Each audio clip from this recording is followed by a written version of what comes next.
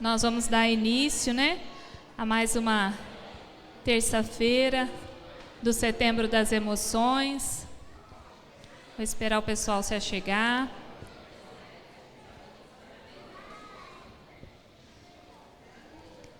Eu quero desde já começar agradecendo a presença de vocês aqui. A gente orou, é algo que estava no nosso coração, de fazer esse mês, todas as terças-feiras, com palestras voltadas para a área emocional, entendendo da importância do entendimento do cuidado da área emocional por todos, inclusive pelos cristãos, por todos. Isso é muito importante, a gente ter esse entendimento. E para começar, eu queria só deixar um versículo bem rapidamente. As meninas vão apresentar uma dança antes da nossa palestra, que está lá em Jeremias 17:14. Diz assim: cura-me, Senhor, e serei curado, salva-me e serei salvo, pois tu és aquele a quem eu louvo. Amém? Essa noite vai ser um tempo de cura, vai ser um tempo de aprendizado, vai ser um tempo muito especial que o Senhor preparou para nós. Que você fique à vontade, que você possa desfrutar de tudo que o Senhor preparou para você aqui. Amém? Vamos orar, pode ficar sentado mesmo, curva sua cabeça. Senhor, nós queremos te agradecer, ó Pai, pela oportunidade de estarmos aqui, pela oportunidade de estarmos na tua casa, de ouvir, Senhor, um pouco mais, de aprender um pouco mais. E nessa noite nós queremos receber tudo que o Senhor tem para nós, meu Pai querido. Em nome de Jesus, faça-se presente no nosso meio. Venha trazer, Senhor, cura, venha dar direção, venha conduzir, Senhor, todas as coisas. Em nome de Jesus que nós pedimos e agradecemos. Amém, amém.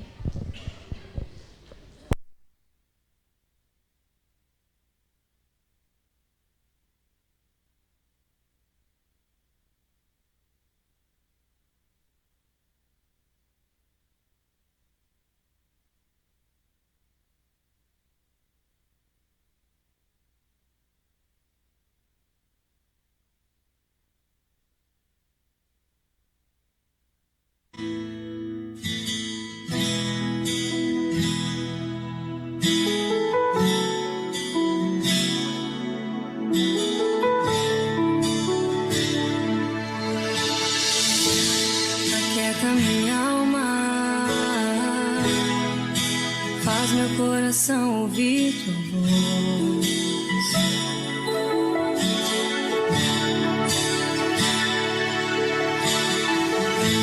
me chama pra perto, só assim eu não me sinto só.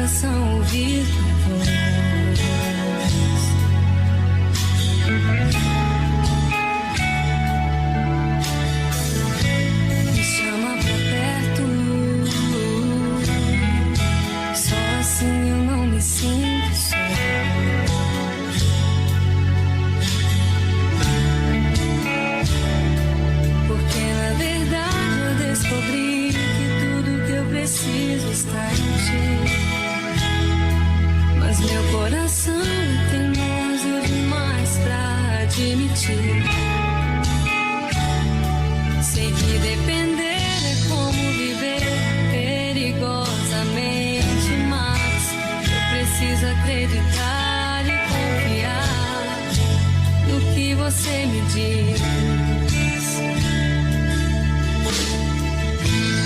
Aquieta minha alma, faz meu coração ouvir tua voz.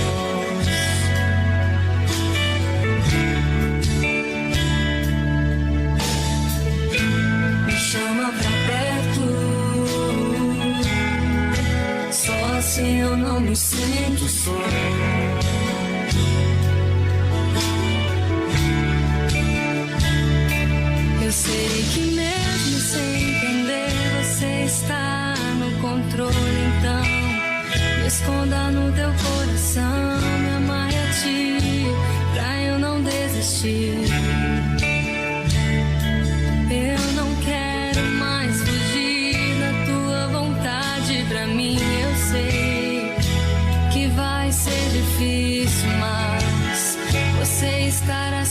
comigo.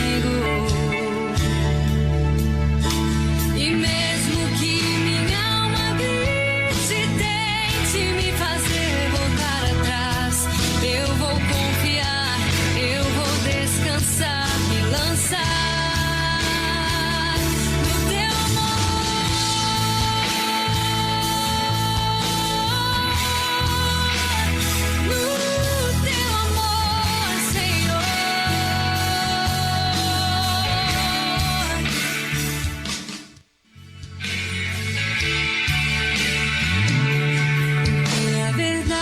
Descobri que tudo que eu preciso está em ti, mas meu coração é teimoso demais pra admitir. Sei que depender é como viver perigosamente, mas eu preciso acreditar e confiar no que você me diz.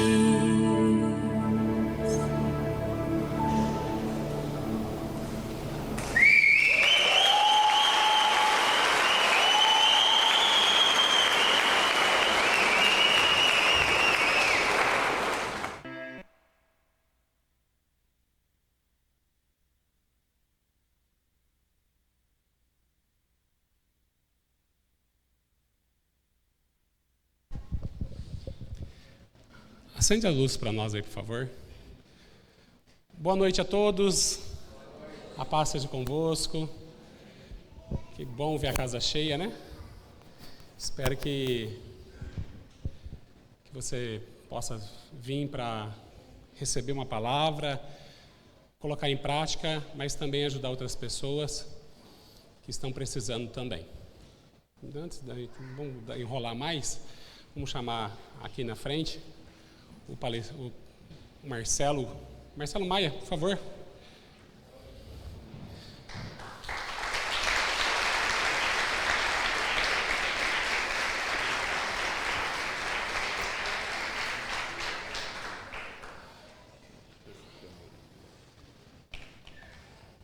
Você já sobe já. Para quem não conhece o Marcelo, acho que são poucos daqui que não conhecem ele, né? Marcelo é meu sobrinho, olha que sobrinhozão. Né? E o Marcelo é uma pessoa bastante especial para nós, casado com a Marcela. A grande maioria daqui conhecem eles, são pastores lá em Hortolândia, ajudando o Marco e a Cris naquele lugar. O Marcelo é psicanalista e uma vasta experiência na área dele, uma pessoa que Deus tem usado tanto na área espiritual, quanto também em questão da alma. Também, muito feliz que você está aqui hoje. Obrigado por ter aceito o convite para estar juntamente conosco aqui, tá bom? A casa é sua, fique à vontade. Amém. Vai trocar.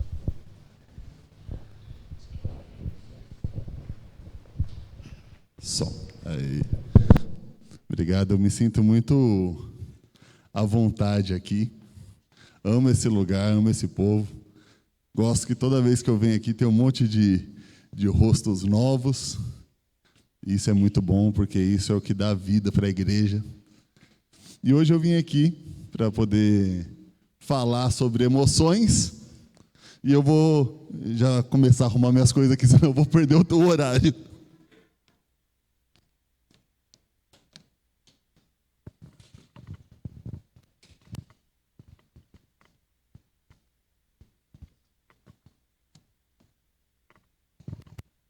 Quando o pastor André e a pastora Ana me convidaram para vir participar desse Setembro das Emoções, eu fiquei muito feliz pelo fato da igreja ter entendido a necessidade de separar um tempo de busca, de conhecimento a respeito das emoções. Diversas vezes a gente acaba encontrando dentro do ambiente da igreja um local onde a gente só pode sentir alegria, onde a gente só pode ter vitória, onde a gente só pode ter saúde. Parece que tudo que está fora disso é como se a gente tivesse em pecado. Às vezes é essa a aparência que as pessoas trazem para a área do cuidado emocional dentro da igreja. E eu sei que vocês não entendem dessa forma, e por isso têm investido tanto, né, em trazer conhecimento nessa área que é tão importante. Todos os últimos anos, em setembro, eu tenho me dedicado muito a sempre promover, especialmente o Setembro Amarelo, que é o mês da prevenção ao suicídio, porque eu sei o que isso é importante por conta da minha vida. Se eu hoje estou aqui podendo falar com vocês a respeito disso, é porque a minha vida foi salva, é porque a minha vida foi poupada. Um dia eu quis destruir a minha vida e tive uma série de pessoas, mecanismos, ferramentas que me ajudaram a estar aqui hoje, que possibilitaram que eu conseguisse enfrentar aquilo que eu achava que não tinha solução. E a partir disso, eu tenho hoje a oportunidade de compartilhar um pouco com vocês a respeito desse tema. O luto, que é o tema da nossa palestra aqui de hoje, é um velho conhecido meu. Quando eu tinha cerca de 12 anos de idade, o meu pai, ele faleceu. A gente não tinha muito contato, a gente não era muito próximo. Meu pai era separado da minha mãe, ele era alcoólatra, e ele faleceu em decorrência de doenças relacionadas ao álcool, né? Então, ele desenvolveu ali uma hepatite, desenvolveu uma cirrose, desenvolveu uma série de doenças ali decorrente ao uso do álcool, e ele faleceu aos 41 anos de idade. Muito jovem. Mas essa perda que eu sofri, na época, eu não consegui lidar com ela de maneira adequada. Porque eu era muito jovem, porque a minha família não tinha acesso a um serviço de saúde de qualidade. Alguns achavam que não tinha importância falar sobre esse assunto. Enfim, eu me retraí no meu luto e não me permiti sequer chorar. Eu não me lembro de ter derramado uma lágrima pela morte do meu pai. E colocava o fato de a gente não ser tão próximo como um motivo para isso. Então eu falava assim, vou chorar pelo quê? Não perdi nada. Ele nunca me deu nada, ele nunca pagou uma pensão, ele nunca fez uma visita, ele nunca me ajudou em nada. Esse era o meu pensamento na época. E eu não entendia a perda que eu estava sofrendo naquele momento. Isso fez com que eu tivesse uma barreira muito grande no meu relacionamento com Deus. Porque a forma como eu enxergava o Pai, a minha paternidade totalmente distorcida, eu transferia isso para Deus. Então eu também achava que Deus era um cara que não podia me dar nada, que não podia me ajudar em nada, que não valia a pena me aproximar dele, e me mantive distante também dessa figura do Pai divino, do Pai eterno, por muitos anos. Eu tive a minha experiência de conversão através da vida daquela mulher maravilhosa, minha esposa, Marcela, que me mostrou, me apresentou Jesus, e através da vida dela, eu conheci o Evangelho, tive minha vida transformada, e a gente começou a caminhar ali na presença de Deus, e passado alguns anos de casamento, de vida juntos, a gente teve uma filha. O nome dela era Manuela. A Manu, ela era o meu sonho. ela era o meu maior desejo. Aquela menina era tudo o que eu tinha sonhado. Era tudo o que eu tinha pedido nas minhas orações. Era o melhor de Deus para mim. Quando a Manu tinha 1 ano e 9 meses, já estava andando, falando, cantando. Fazia uma brincadeirinha mais engraçada que a outra. Ela teve uma síndrome hepatorrenal, ficou internada na UTI por cerca de 1 semana. E um dia antes dela ter a alta, ela faleceu. E naquele momento, parecia que o chão tinha abrido diante de mim. Eu não conseguia enxergar o porquê Deus tinha me dado tudo aquilo que eu tinha pedido e depois Ele tomou isso de mim. Isso gerou dentro do meu coração um sentimento de revolta muito grande. Mas, ao mesmo tempo, eu tinha que permanecer firme na fé. Eu já era líder na igreja, eu não podia deixar minha fé esmorecer, diminuir. Então eu continuei ali, firme, com fé, buscando, falando que Deus ia curar, que ia passar, mas por dentro eu estava despedaçado. Passado alguns meses, eu comecei a ficar num estado meio que letárgico, catatônico. Eu saía, trabalhava, daí eu voltava para dentro da minha casa e ficava olhando para o teto por horas. Não conseguia dormir direito, sentia uma tristeza que parecia que não tinha fim. E essa tristeza começou a me consumir. E eu tive que procurar ajuda. Homem parece que é assim, né? Só a hora que não aguenta mais, a hora que não está dando conta mais, vai lá e pede ajuda. E eu fiz isso. Cheguei para o meu pastor, pedi ajuda e ele falou: eu não tenho as ferramentas para te ajudar. Daí eu falei assim: meu Deus, o que eu vou fazer então? Daí ele falou assim: procura um terapeuta, procura um psicanalista. E nós tínhamos um amigo, terapeuta cristão, Wellington, um irmão em Cristo maravilhoso.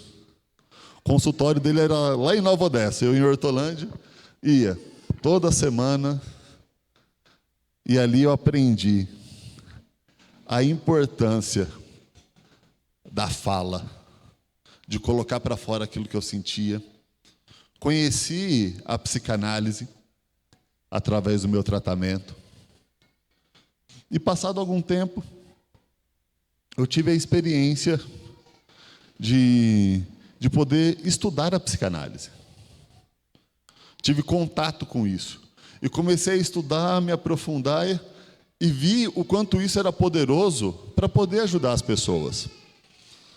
Então, além do conhecimento teológico, do Espírito Santo, da presença de Deus, do poder da oração e de todas as outras ferramentas espirituais que eu já tinha, ali eu tinha um recurso a mais.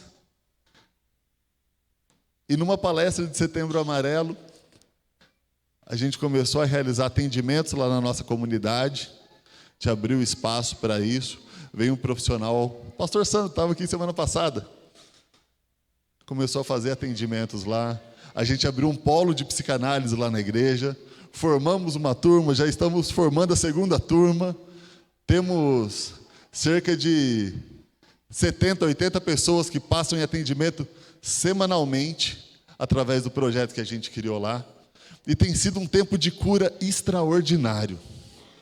Extraordinário.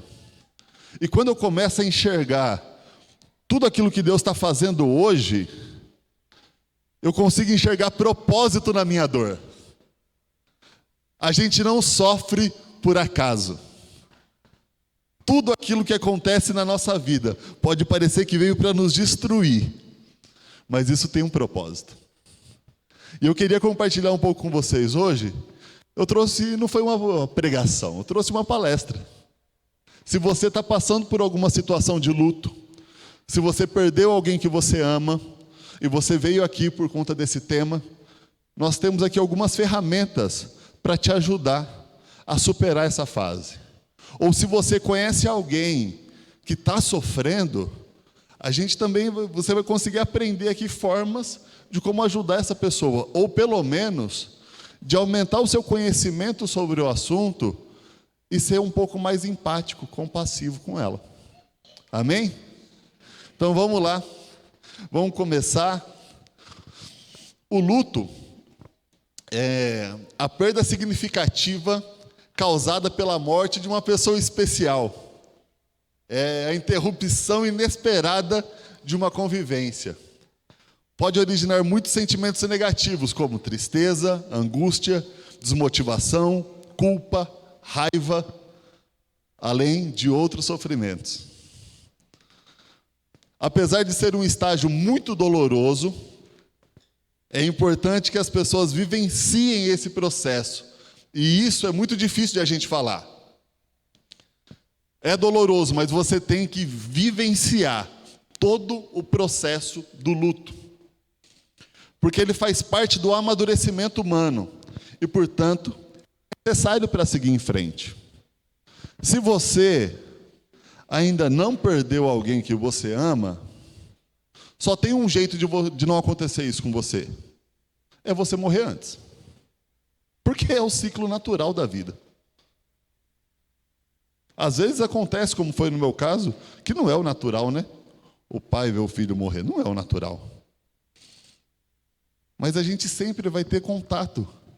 O que a gente mais vê quando a gente assiste televisão, os canais de notícia, são tragédias. E aquelas tragédias que a gente vê, a tragédia não é só para quem morre, ela é também para quem fica. O tanto que a gente sofreu nesses últimos anos de pandemia, com a quantidade de pessoas que a gente ama e que se foram. Talvez pelo menos um conhecido, você soube de alguém que acabou perdendo a vida nesse tempo. É algo extremamente traumático. Mas como eu já falei aqui, é necessário a gente passar pelo processo e tudo tem um propósito. O que é o luto? A palavra vem do latim luctus. Significa dor, mágoa, lástima, aflição, pesar. Então eu falo que é um processo que a gente precisa vivenciar, mas o significado desse processo é muito difícil de a gente conseguir assimilar isso como algo que a gente tem que passar. A nossa tendência, naturalmente, é querer fugir desse processo. É querer anular isso. A gente não quer que isso aconteça. Quem quer passar por situação de mágoa, aflição, pesar? Ninguém quer passar por isso. Mas a gente precisa entender que toda dor que nós vamos experimentar na vida, existe uma forma de a gente passar por essa dor para que a gente consiga ter a superação dela. A pessoa que repreende esse sentimento e tenta evitar ao máximo viver o luto, pode acabar manifestando sintomas negativos, que podem ser muito prejudiciais para a saúde mental, que podem levar até a casos mais profundos, como a depressão. É normal que a pessoa que está sofrendo esteja constantemente triste, tenha crises frequentes de choro, se isole, se sinta desmotivada a realizar atividades que costumava gostar. Então isso é o esperado. quando a gente fala de quem sofre uma perda. Esse é o processo esperado. Mas você sabe o que normalmente a gente fala? Normalmente a gente escuta? Não fica triste, não. Nossa, você está chorando de novo. Para de drama. Já foi. Não, ela está num lugar melhor. Tá bom, a gente até acredita que ela está num lugar melhor, mas a gente está aqui, está sofrendo. E a gente não pode diminuir essa dor. A pessoa pode estar num lugar de paz, mas a gente está nesse lugar onde a gente ainda tem o sofrimento. E a gente tem a tendência a anular esse sofrimento, a não viver ele, a colocar um sorriso no rosto e continuar a vida. Até a nossa forma de lidar com a dor vai nesse sentido. A pessoa morre. O que você vai ter? Se for um parente muito próximo, você acha que são 3 dias? Você tem 3 dias ali. Passado 3 dias, você pega a sua dor, coloca ela no bolso, um sorriso no rosto e vai trabalhar. Vai ser produtivo. Vai cuidar da sua casa, vai cuidar do seu trabalho. As pessoas não querem que você demonstre sofrimento. As pessoas esperam que você ali se resolva de uma hora para outra. E a gente vai ver aqui hoje que não é assim que funciona. E tudo bem a gente passar pelo processo. E tudo bem.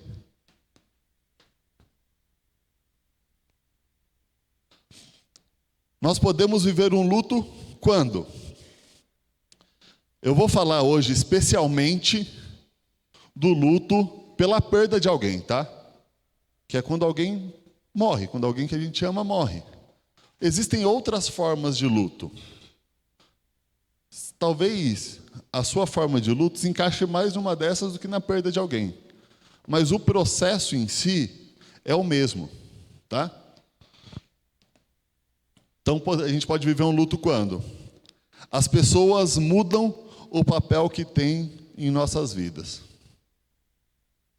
Às vezes você coloca uma pessoa na sua vida, coloca ela em determinada posição na sua vida, e de repente você perde isso. Gera um vazio ali. Aquela pessoa que te inspirava, te motivava, te alegrava, estava junto com você, ela não faz isso mais. Não significa que ela morreu, tá? Às vezes ela só não gosta mais de você, saiu de perto de você por algum motivo, mudou de lugar, enfim. A gente pode viver um luto quando um objetivo super desejado deixa de fazer sentido. Quando você tem algo que você quer muito, muito, muito, muito fazer, e de repente por algum motivo aquilo perde o sentido, você vive um luto. Você vive uma perda. Às vezes você planejou um casamento maravilhoso com aquela pessoa, e você idealizou e você sonhou e que ia ser assim, e de repente não é. E sem aquela pessoa parece que não faz mais sentido. Parece que não tem mais porquê. Ou às vezes era uma vaga de emprego, você fala assim, nossa, você estudou a vida toda para poder chegar nessa posição. E de repente, quando você chega lá, você vê que aquilo é só dor de cabeça, angústia, que você não tem tempo de viver sua vida. E que aquilo que você desejou tanto não serve para nada. E você vive um luto. A gente vive um luto quando a gente percebe que a gente idealizou alguém. Que a pessoa nunca foi aquilo que você imaginava. E era só você que achava aquilo. Você encheu ela de virtudes, você achou que era. E na verdade não era. Nunca foi, todo mundo sempre te falou que nunca foi.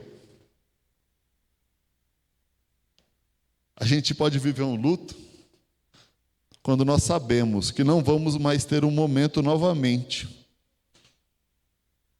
Quando a gente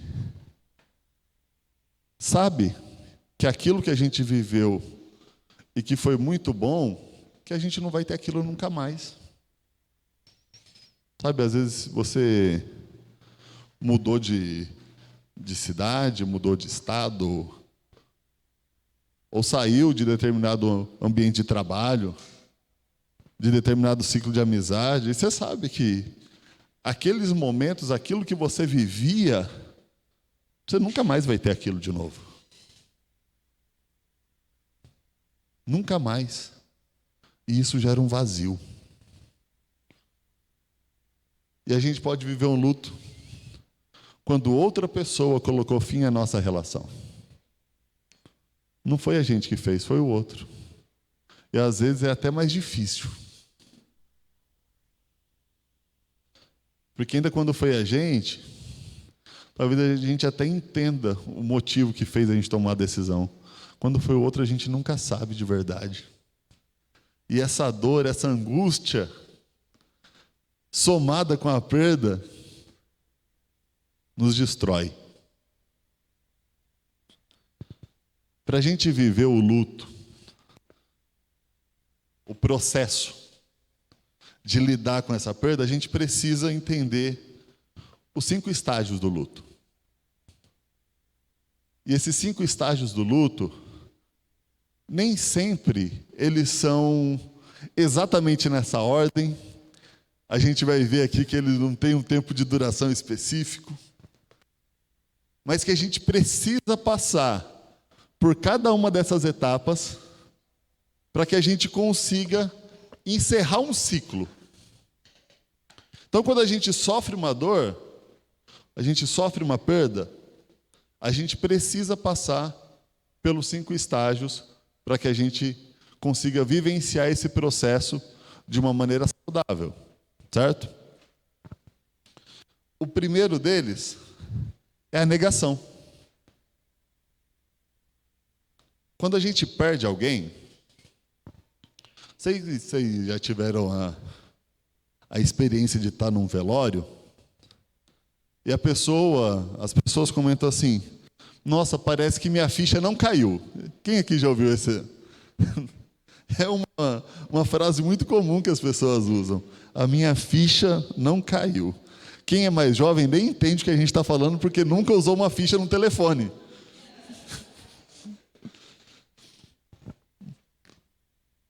Mas a ficha cair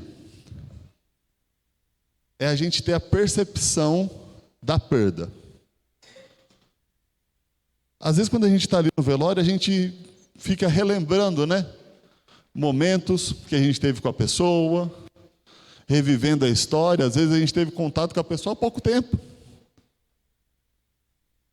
E a gente não consegue acreditar que aquilo aconteceu. Por mais que a pessoa esteja diante de nós, a gente não consegue acreditar no fato de que aquela pessoa não existe mais no nosso convívio. É muito difícil a gente conseguir assimilar essa ideia. Até porque a gente não foi feito para morrer, né? Quem trouxe essa consequência para as nossas vidas foi o pecado. Nós cremos dessa forma, que o homem, ele foi gerado, foi criado para a eternidade, mas que o pecado trouxe a morte. E parece que essa desconexão não faz sentido. A gente não consegue se conectar com isso de uma maneira que seja boa. Não num primeiro momento. A gente precisa entender o que está acontecendo, mas a nossa primeira atitude é de negar o fato. E a gente pode negar não querendo sofrer, ou diminuindo aquilo que a gente está sentindo, diminuindo a importância do fato. A gente nega. A sensação que a gente tem é que no dia seguinte a gente vai acordar e foi só um sonho. algumas pessoas permanecem em estado de negação por algum tempo. Quando a gente pensa nesse estágio, existe um momento ali no velório que é muito importante, que é o momento ali onde fecha o caixão, né? E desce. Normalmente é um momento de muita comoção, porque ali parece que as pessoas falam assim, ó, agora não tem mais jeito. Agora foi. Como se a gente ainda tivesse ali nos últimos segundos uma expectativa de que a pessoa fosse levantar, de que não ia ser aquilo. Quantas pessoas nesses últimos tempos não tiveram nem essa possibilidade porque os caixões foram lacrados? Eu fui em alguns velórios de caixão lacrado. E é uma experiência muito dolorosa, porque a gente não consegue nem assimilar de uma forma correta essa perda. Mas daí, passado esse período da negação, às vezes a gente pode até ir na casa da pessoa e esquecer que ela morreu. Sabe esse tipo de coisa? Pensar, nossa, não, a pessoa não existe mais. É muito natural que isso aconteça, enquanto a gente ainda está no período de negação. A próxima fase é a raiva. E a raiva é um sentimento que crente parece que não pode ter. Não pode. A gente não pode irar. Na Bíblia até pode, fala que ira, mas não peca, né? Irai-vos e não pequeis. Eu nunca entendi muito bem esse limite. Você já entendeu qual que é o limite, já, André? Do irar e não pecar. Eu também não entendi, não. Mas a raiva, ela aparece de uma forma muito interessante no processo do luto. Porque tem pessoas que ficam com raiva de quem morreu, porque ela foi antes do que devia. Às vezes a pessoa foi imprudente na vida dela, não quis tratar a doença, ou andava em alta velocidade e morreu de acidente. Às vezes a gente culpa a pessoa pelo que aconteceu com ela. Ela poderia ter sobrevivido se ela tomasse atitudes diferentes. Às vezes a gente fica com raiva de outras pessoas. Pessoas que poderiam ter ajudado e não ajudaram. Transfere a raiva para o médico, transfere a raiva para quem poderia ter ajudado a pessoa de alguma forma e não o fez. A gente começa a procurar culpados. Às vezes a gente se culpa. A gente fica com raiva da gente mesmo, porque a gente não tomou uma atitude diferente em relação àquela pessoa, em relação àquela situação. Às vezes a gente fica com raiva de Deus. Como eu fiquei com raiva de Deus no tempo que eu estava vivenciando o meu luto. Eu não conseguia nem falar com Ele. Não conseguia orar. Porque a hora que eu ia abrir minha boca, eu já chorava, porque eu não tinha o que falar para Ele. Sem ser... Não vou falar aqui em cima do altar o que estava no meu coração. Mas era isso. Você entendeu. E essa raiva, a gente às vezes pode ficar ali por muito tempo, alimentando, nutrindo essa raiva, sem conseguir enxergar nada além dos nossos sentimentos. Eu comentei que a gente tem outras formas de luto, né? Eu conheço uma senhora, tem 70 anos de idade, acho que mais de 70. Ela se separou do marido há 30 anos. 30. Ela tem raiva do ex-marido dela até hoje. Nesse ciclo das fases, ela tem raiva até hoje.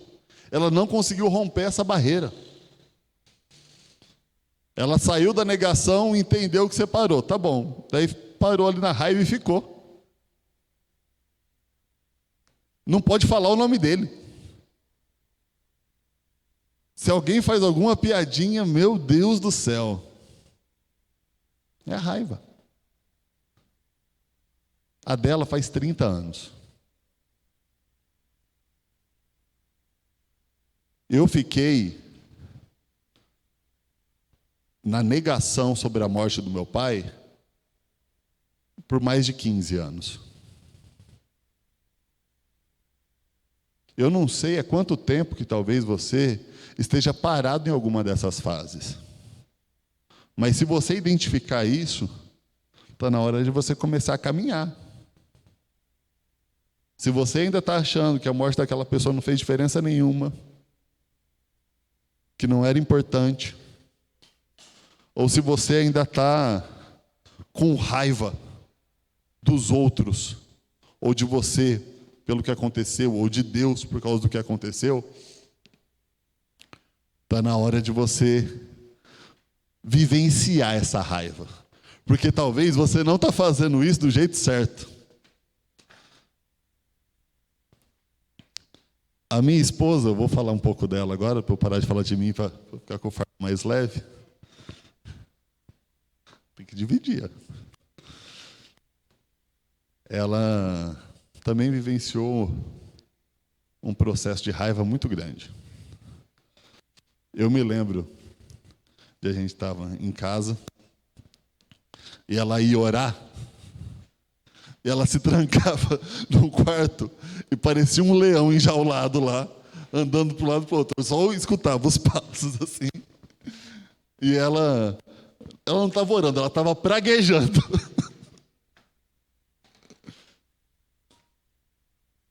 Mas é o que ela estava sentindo. E tem gente que sente isso, mas não coloca para fora. E fica aqui só no pensamento, remoendo, remoendo. E de tempos em tempos, esse pensamento obsessor volta e a pessoa fica ali, remoendo aquela raiva pelo que aconteceu.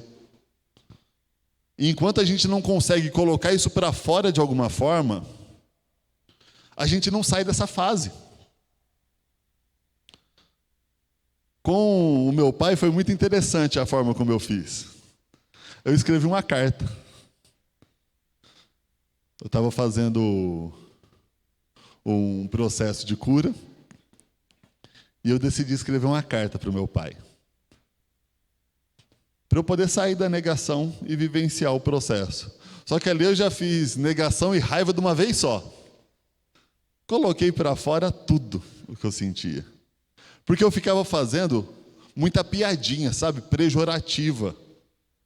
Para diminuir, para menosprezar o sentimento que eu poderia ter por ele. E naquela carta eu consegui ser sincero. Falei o quanto eu amava, falei o quanto ele fez falta, falei o quanto eu achava que tinha sido um... Falei tudo. Coloquei tudo para fora ali. Procurei uma pessoa que eu confiava, fiquei diante dela e falei tudo. Tudo que estava aqui dentro. E aquilo foi transformador. Eu não deixei uma vírgula de toda essa sujeira dentro de mim. Eu coloquei tudo para fora. Por mais que fosse horrível de ver aquilo, alguém falar daquele jeito. Mas eu precisava fazer. Porque ou eu colocava tudo para fora, ou aquilo ia continuar dentro de mim, me consumindo. E a raiva, quando ela passa, a gente vem para um outro estágio, que é o estágio da barganha. Quando a gente consegue pegar toda essa raiva e colocar ela para fora, vem a barganha. Com a morte, não tem barganha. O que é a barganha? É uma negociação. É quando a gente começa a falar assim, nossa, por que não me levou no lugar dele? Podia ter levado eu. É uma pessoa tão boa. Por que não levou aquele lazarento que mora ali, ó, só faz maldade para os outros, e levou essa pessoa que eu amo? A gente começa a querer negociar. Mas a morte, ela não aceita barganha. Outras formas de luto, às vezes, aceita. Como eu falei, em luto de relacionamento, né, quando termina um relacionamento, existe aquela perda, fica com a raiva, todo mundo compartilhando em direta no status do WhatsApp, e posta as coisas no Facebook, e fala mal para todo mundo. Daí a raiva passa. Daí manda lá, oi sumido. E aí? Está fazendo o que hoje?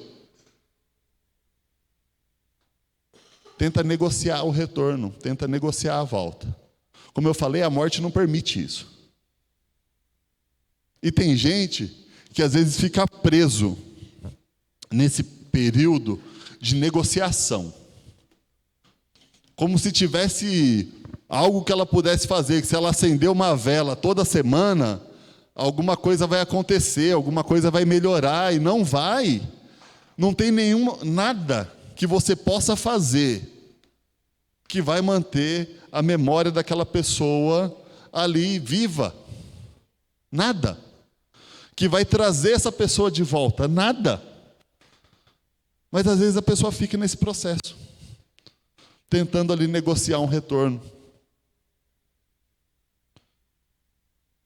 Quando a pessoa, evidentemente, não consegue barganhar com a morte, daí ela se dá conta de que não há mais o que fazer. E vem a próxima fase, que é tão difícil. Muitas pessoas têm medo disso.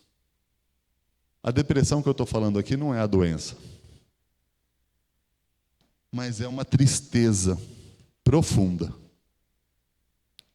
É quando finalmente a gente consegue assimilar a perda. E isso dói demais. Quando a gente entende a ruptura, a gente já não tem mais raiva, a gente sabe que não dá para negociar, que não dá para fazer nada de diferente. E só fica uma dor que parece que não tem mais fim. E dói, e dói, e dói. E algumas pessoas desistem nessa parte porque dói.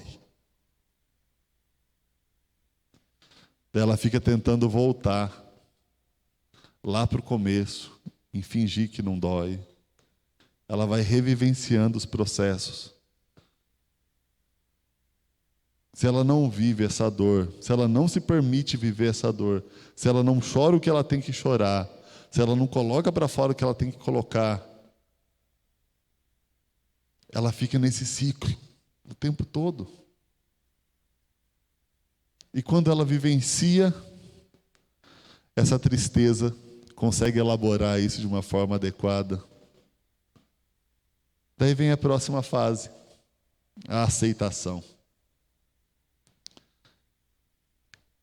E a aceitação não é felicidade diante da morte. Não é isso. Mas a aceitação é quando a gente consegue olhar para esse processo que a gente vivenciou, entendendo, sendo consciente de tudo aquilo que a gente passou. E aquilo que a gente tinha, que era uma dor indescritível, uma raiva incontrolável, um desejo de ficar revivendo aquilo,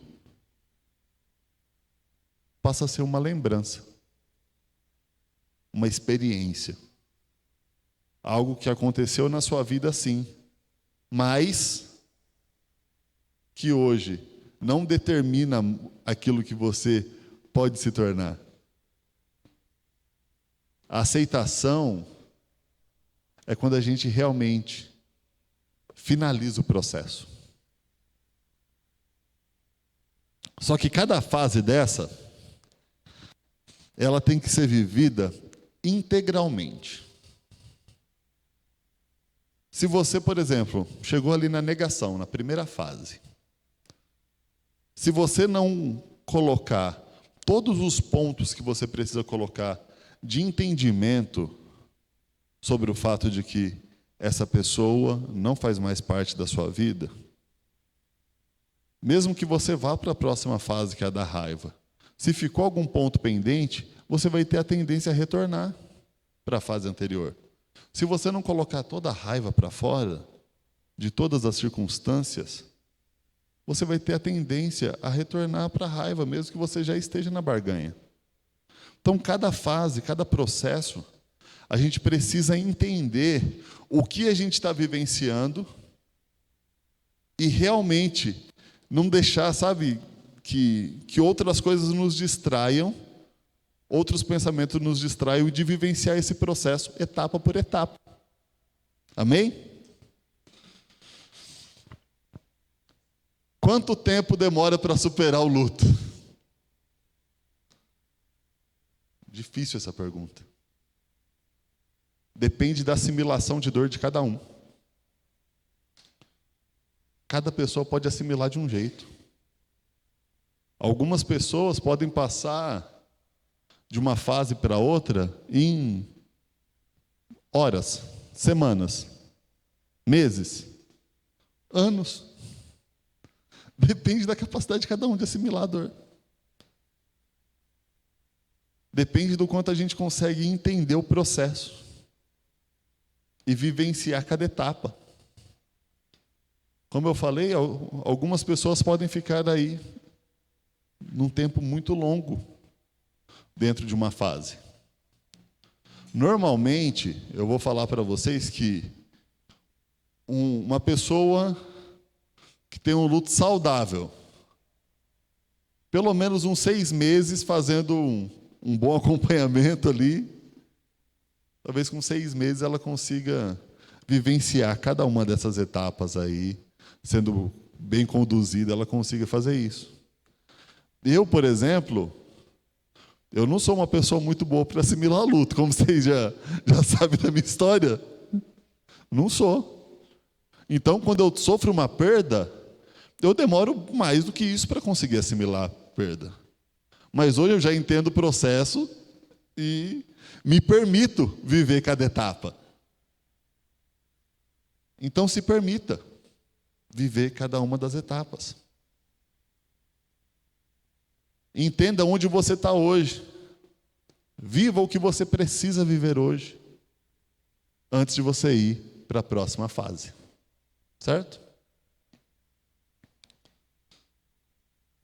Como que a gente faz para superar o luto? Essa é a pergunta de milhões. Como que a gente faz para superar o luto? Primeiro, não ignore o luto.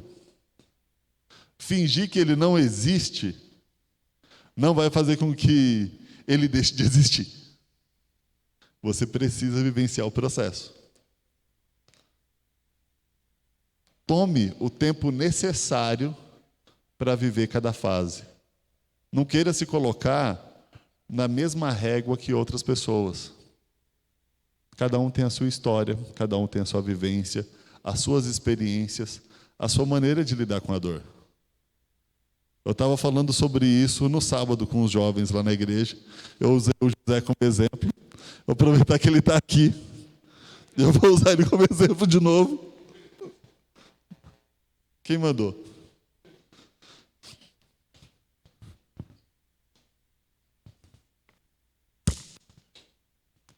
O que você sentiu, José? Nada? Vocês querem que eu faça ele sentir alguma coisa?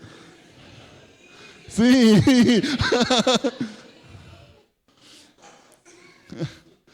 Olha como vocês são bonzinhos. Lá no Novo Nascimento Hortolândia mandaram dar na cara dele. Você não sentiu nada? Se eu batesse em você com a mesma força Você sentiria a mesma coisa que eu?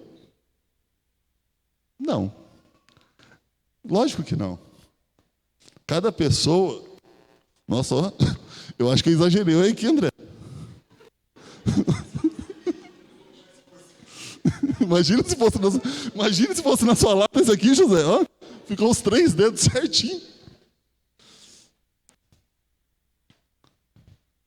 Se eu batesse nele com essa força, ele não sentiria a mesma coisa que eu. Porque cada um assimila a dor de uma forma. E não tem como eu falar que o dele vai doer mais ou que vai doer menos. É a dor dele. É o tempo dele. É a forma como ele vai elaborar, como ele vai sentir. Muitas vezes a gente se coloca numa posição de juiz da dor dos outros. E a gente quer falar para a pessoa como que ela tem que sofrer a dor dela, como que ela tem que viver a vida dela. E é só ela que sabe. Só ela. Eu estava lendo um livro esses dias que eu achei maravilhoso. Chama Abrace a Sua Dor, do pastor Jacó Júnior. Ele é psicólogo e escreveu esse livro contando das experiências dele com o luto. E uma das coisas que ele cita nesse livro foi justamente o quanto ele teve que aprender a conviver com aquela dor. Porque enquanto ele não vencia todas as etapas do luto, ele tinha que aprender a conviver com aquilo. Entender que aquele processo fazia parte da vida, da existência dele. E às vezes a gente quer fazer uma oração para Deus tirar isso da gente. Deus, tira isso de mim. E não dá para tirar isso da gente. A gente precisa passar etapa por etapa. Dor por dor. É necessário que a gente passe. E isso é para o nosso crescimento. E a gente já sabe que se é para escolher entre o nosso conforto e o nosso crescimento, já está escolhido. A gente vai crescer. Aprenda a aceitar a dor e a perda. Aprenda. Não vai ser só vitória. Não vai ser só alegria, felicidade. Você precisa vivenciar as dores. Com elas que você vai aprender a crescer. Ninguém cresce na alegria. A gente cresce na dor, a gente celebra na alegria. Celebra a nossa vitória, mas o caminho até chegar lá é dor, é angústia, é trabalho, é sofrimento. Expresse o que você sente. Não se fecha. Não limita aquilo que você está sentindo, aquilo que você está pensando, aquilo que você gostaria de falar. Vivencia. Fala. Tenha por perto pessoas que te façam bem. E aqui você está num lugar maravilhoso. Aqui você encontrou uma família para você pertencer. Aqui tem pessoas que se importam com a sua dor. Por isso que elas separaram o mês inteiro só para falar disso aqui. Porque elas se importam. Elas querem que você cresça de uma maneira saudável. Então procure, fale. Quando a gente começou com essa questão de discipulado na igreja, foi assim que eu entrei na igreja. Começou essa cultura de discipulado. Eu não tinha isso. O meu cuidado familiar era muito precário. As pessoas não tinham conhecimento de ensinar, de instruir, de encaminhar. E eu fui encontrando ali pessoas na fé que foram me ajudando a trilhar um caminho na minha vida. Coisas que eu não encontrava nem dentro do meu lar. Então, usa essa estrutura que você tem aqui ao seu favor. A célula, o discipulado, o tempo de comunhão. Às vezes uma conversa ali comendo um pão de queijo pode ser um momento precioso da sua semana. Se você quiser me pagar um pão de queijo lá no final, sinta-se à vontade. Deixa Deus te usar. Mas é nesse período que a gente vai desenvolvendo relacionamento, contato com gente que quer a gente bem de verdade, onde a gente consegue abrir o nosso coração, onde a gente tem um ambiente seguro para falar, é que a gente tem a possibilidade de encontrar a cura. E é lógico que eu vou falar para você, faça terapia. Às vezes eu acho que eu virei testemunha de terapia. Qualquer pessoa que eu olho, eu falo assim, ó, faça terapia. Porque ajuda em todas as áreas da nossa vida. Infelizmente, o mundo onde a gente vive, a gente vai vivendo, dias após dias, a gente vai sendo muito machucado. Vão colocando fardos muito pesados para a gente carregar. Mas você pode falar para mim assim, nossa, mas Jesus fala para eu entregar o meu fardo para Ele e pegar o dele que é leve. E é verdade. Só que às vezes a gente está tão doente que a gente não consegue fazer isso. A gente vai assumindo problema que às vezes nem é nosso. A gente vai pegando problema dos outros. Problema da nossa família, problema do colega de trabalho, problema de não sei quem, e a gente vai colocando nas nossas costas. Porque a gente não consegue lidar muito bem com as nossas emoções. Então a gente nunca consegue trocar de fato o fardo com o Senhor. Eu até me incorro à heresia de falar aqui para vocês, que eu acho que depois da terapia eu fiquei até mais crente, porque eu parei de querer ser Deus na vida dos outros. Porque eu queria ser Deus na vida dos outros. Eu queria pegar e resolver o problema da pessoa. Eu não entendia que quem resolvia o problema dela era ela.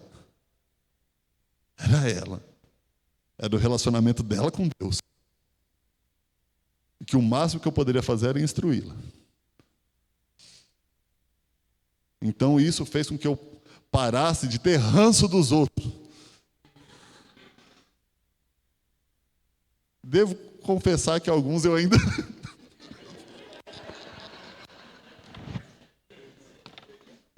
Mas eu confessei, está perdoado, é isso aí. Mas a gente precisa buscar ajuda. Não deixe barreira de preconceito, sabe, que às vezes fala, é médico de louco. Não é. Procure ajuda. Quebre essa barreira, vai lá, faça uma sessão. Você vai ver o quão vai ser libertador para a sua vida ter alguém para você falar. Alguém que vai conseguir te conduzir de uma maneira profissional. Então, eu quero te ajudar aqui, trazendo para você alguns sinais que merecem atenção naquelas pessoas que estão passando pelos estágios do luto e não conseguem superá-los. E eu já encerro aqui, tá? Então, primeiro, ter dificuldades, negação ou descrença para aceitar a morte do ente querido. É um dos pontos aí que a gente verifica que o sintoma da pessoa pode estar muito persistente, tá? Ter saudade intensa de querer estar com a pessoa falecida. Não estou falando da saudade, da lembrança. Estou falando daquela saudade intensa. Um desejo mesmo de querer estar com a pessoa. Sentir uma parcela de culpa pelo ocorrido. Isso, normalmente, é o que mais deixa as pessoas presas. É achar que foi culpa sua. Sabe que nesse meu processo, tanto com meu pai quanto com a Manu. Com meu pai, teve uma vez, eu tinha 9 anos de idade.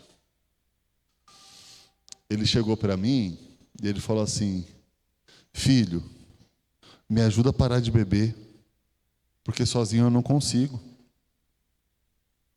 Eu não consigo. E ele falando isso, chorando para mim. Sabe que depois da morte dele, eu coloquei dentro do meu coração que se ele tinha morrido e ele não tinha parado de beber, é porque eu não tinha feito nada.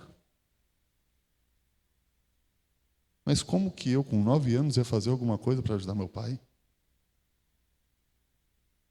Ele ali, no momento de fragilidade, de embriaguez, acabou jogando para mim essa responsabilidade e eu abracei isso e carreguei essa culpa por algum tempo. Foi no episódio da carta lá, que eu falei para vocês, foi uma das coisas que apareceu também.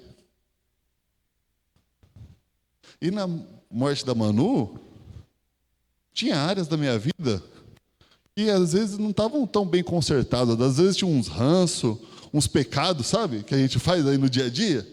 E eu falava assim, Deus está me castigando, porque eu não consigo ser um crente 100%, Ele está me castigando e tirou minha filha de mim.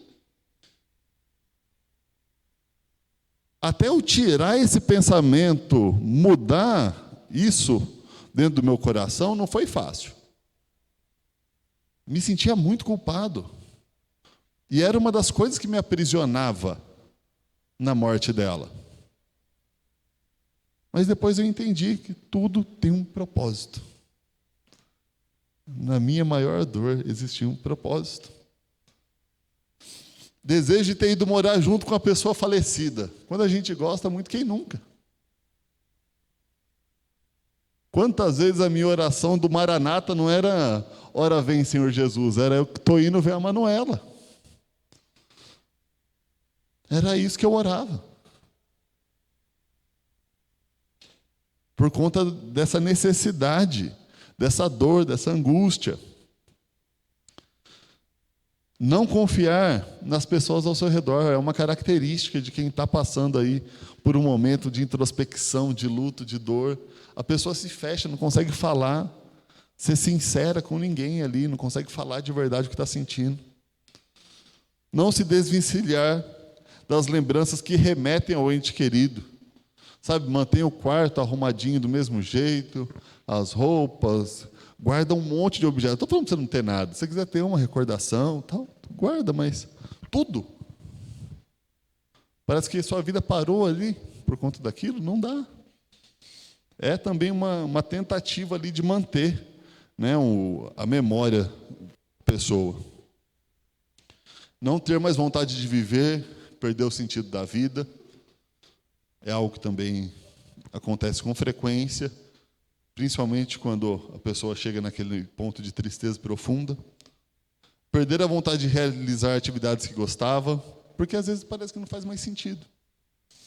Só fazia sentido com aquela pessoa. E a gente precisa reavaliar isso.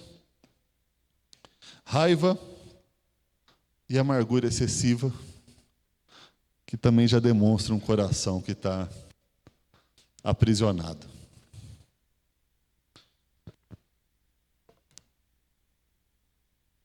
Os slides que eu tinha para passar acabaram. Mas eu sei que isso que eu falei aqui pode te ajudar a entender algumas coisas, mas não diminui a sua dor.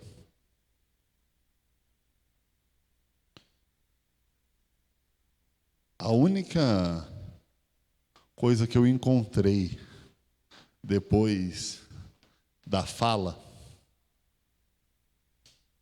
foi a presença do Consolador.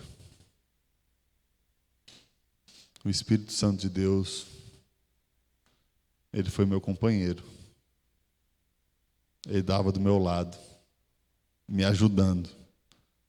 Mesmo enquanto eu blasfemava e xingava, ele estava ali.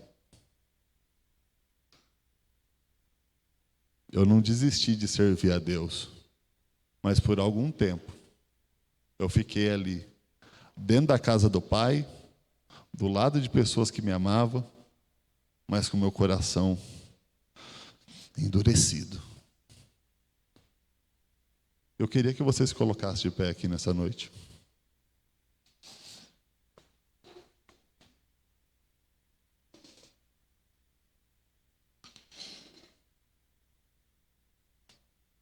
que eu quero fazer uma breve oração com você. E até para o pastor André, se quiser me acompanhar aqui. Ele está aqui pertinho de mim.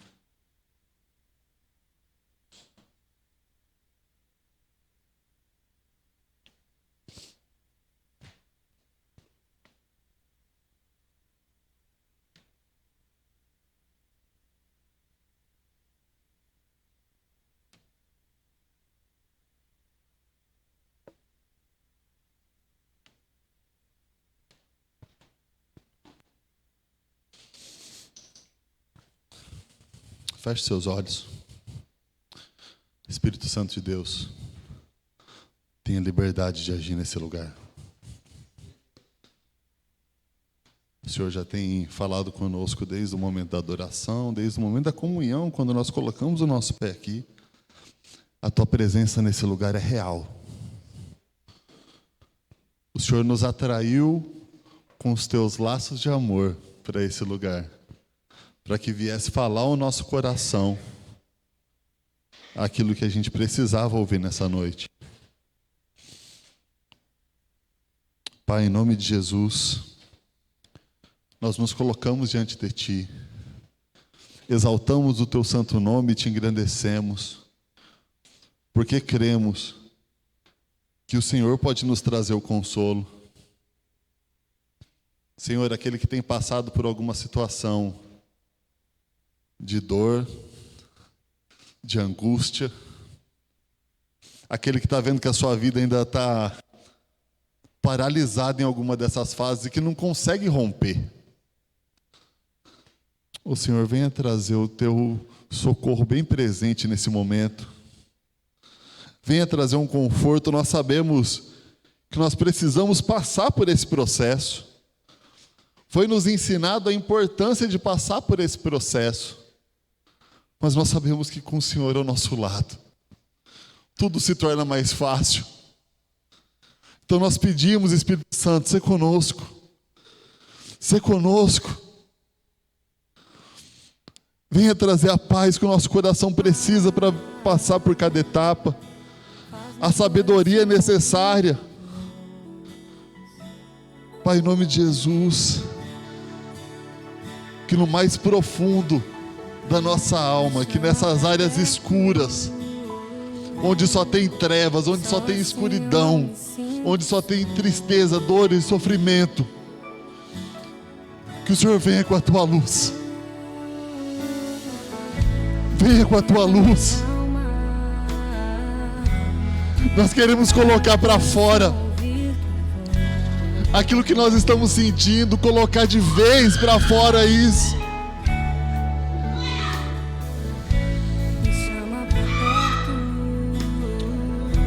Oh Pai, que a dor da perda não nos paralise.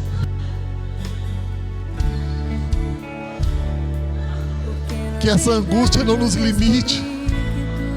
Nós sabemos que o que o Senhor tem para nós é bom, perfeito, agradável. Senhor, que nós não venhamos ser paralisados, mas que a gente possa entender a importância de caminhar etapa por etapa. Seja conosco nesse processo, Senhor Jesus. Esteja conosco, nos fortaleça.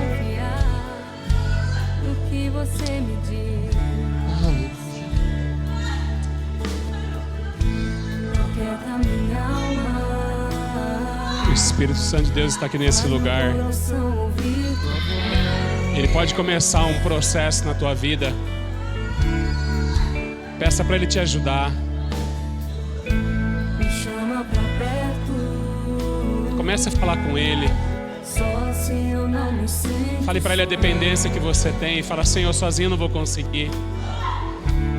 Áreas da minha vida ainda estão paralisadas. Tenho atravessado um momento de perda tão grande na minha vida. Talvez você tenha perguntado durante alguns anos o porquê dessa situação, e Ele te trouxe hoje à noite para começar um processo na tua vida. Se desarme. Se desarme diante da presença dEle. formou você, gerou, tem cuidado de você, mesmo que talvez aconteceu algo na tua vida que você não entenda, mas comece a falar com Ele. Ele é a pessoa que vai poder te ajudar.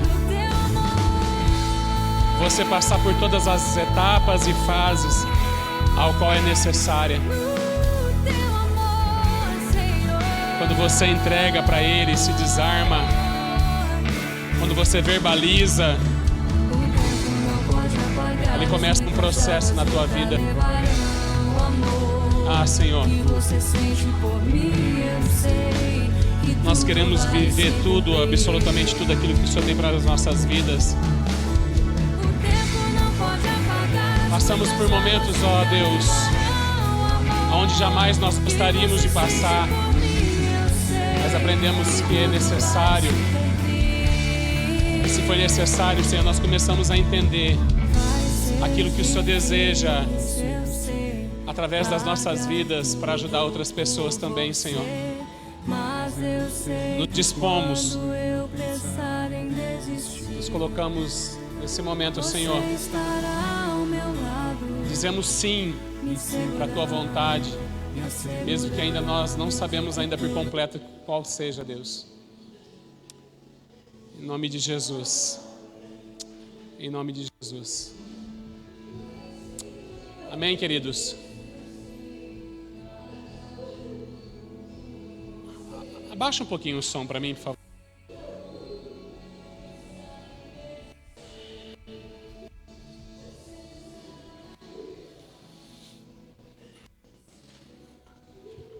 Marcelo, lá em Hortolândia, vocês estão em quantos para atender? Hoje? 5? Cadê a Tânia? A Tânia está sentadinha com o neném no colo, neném, né? Essa moçona já. Há um tempo atrás, uma pessoa me perguntou a respeito porque algumas igrejas batistas tradicionais, Assembleia de Deus, perguntaram por que das igrejas neopentecostais, que são Universal, Igreja da Graça, enfim, tantas outras, e depois perguntaram em questão das comunidades. Nós entendemos que as pessoas são feitas de corpo, alma e espírito, e não tem como você se desvincular disso.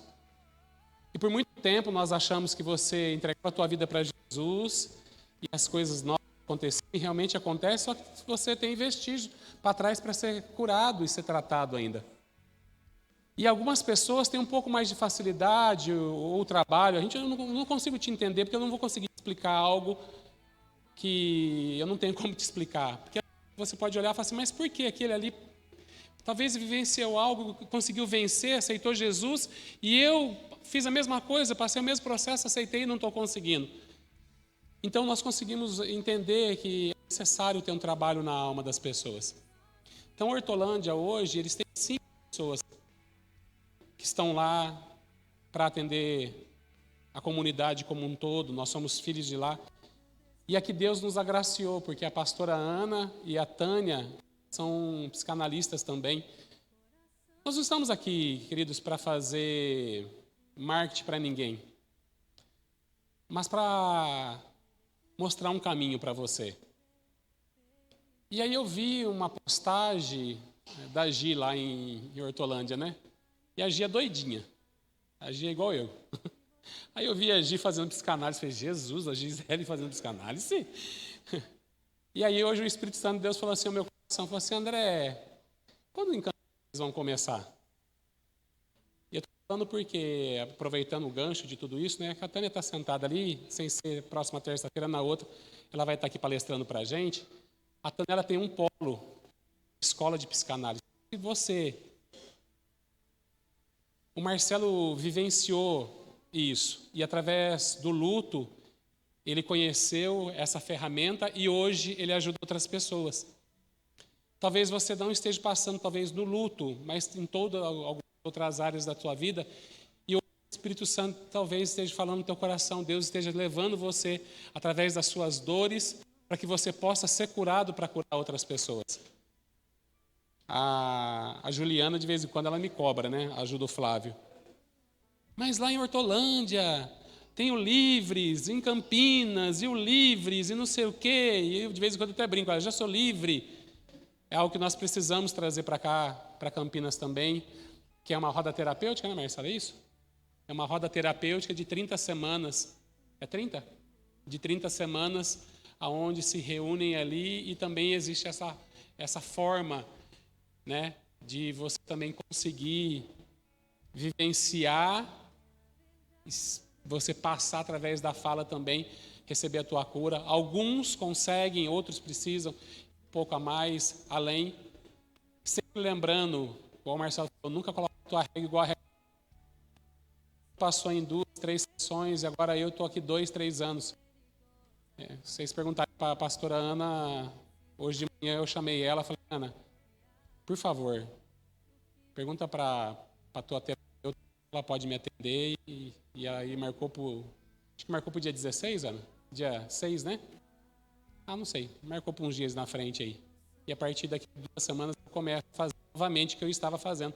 É necessário. Sabe, pastor, você está doente da cabeça? Eu acho que para ter vindo para Campinas eu sou meio louco mesmo.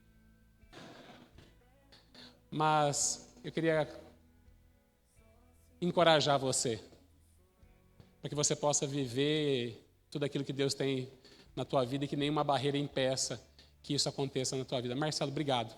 Obrigado. Deus abençoe a tua vida, Deus abençoe a tua casa, a vida da Marcela, do Vitor. Deus abençoe os seus sonhos, os seus projetos, que cada vez mais você possa compartilhar de tudo isso que você tem já compartilhado aqui, lá em Hortolândia, em outros lugares também, que tem importância. Que agradecer você que está nos visitando pela primeira vez, tem bastante gente aqui de Hortolândia, outros que vieram pela primeira vez. Que prazer nós vamos ter também, se você quiser se reunir conosco aos domingos também às 18 horas. Amém? Eu quero orar por você e encerrar. Tem algum recado, Ana? Verdade. Depois no finalzinho aí, tá? Marcelo vai ficar mais um pouquinho aqui com a Marcela de castigo. Aproveita, pega o Marcelo ali e fala, Marcelo, me arruma um cartão seu se for necessário aí, tá? Para que você possa saber de mais alguma situação nesse sentido aí, ou da Ana, da Tânia, enfim. Gente, o que não falta é gente para te ajudar, tá? O que não falta é pessoas para te ajudar. Senhor, nós queremos agradecer a Ti pela Tua bondade, o Teu amor e a Tua graça, Deus. Senhor, o Senhor tem nos dado ferramentas para vivermos as promessas que o Senhor tem para as nossas vidas. Tua palavra fala, se quisermos e ouvirmos, comeremos o melhor dessa terra, Senhor. Continue nos instruindo, nos direcionando, nos ensinando, Deus. Mas também nos ensina a dar o próximo passo. Aqui tem sido algumas pinceladas somente para abrir caminhos para que nós possamos ir um pouco mais a fundo daquilo que é necessário nas nossas vidas e também necessário para pessoas que nós conhecemos, nós possamos ser um instrumento de cura na vida de outras pessoas, ó Deus. Nos desperta para isso. Desperta a igreja de Campinas, ó Deus, para isso também, Pai. Que o grande amor do Pai, a graça do Filho e as doces comunhões do Espírito Santo de Deus estejam com todos hoje. Amém. Deus abençoe tua vida, Deus abençoe tua semana. Um forte abraço.